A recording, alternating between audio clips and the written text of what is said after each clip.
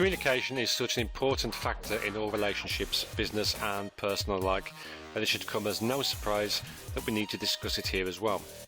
What is communication after all? It is the two-way interaction that occurs both verbally and non-verbally. What is said with actions is as important, if not more so, than what is said with words. But here we're going to focus our attention on the importance of verbal communication and what it will mean for your relationship.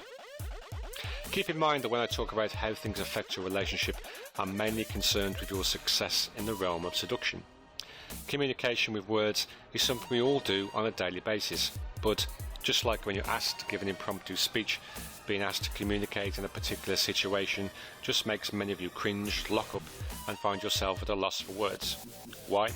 Well, mainly because when you've had to think about what to say, you suddenly become concerned about what you're saying.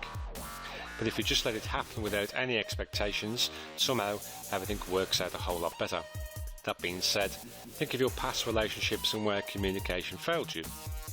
Was it something you said in the particular conversation that you came to forget later?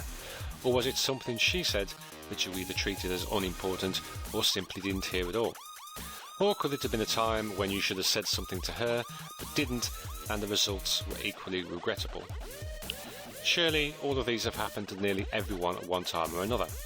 The trick is to not let these past failures define how you communicate now and in the future of your current relationship. Talking is something we all think about when we hear the word communication, but unfortunately that first thought is the wrong one if you're looking for a good relationship with potential for romance. Talking will get you nowhere, and worst, it may cause things to fall backward or even to fall apart. When you talk, you're expecting someone else to listen. But what about the listener? When does she get the chance to be heard?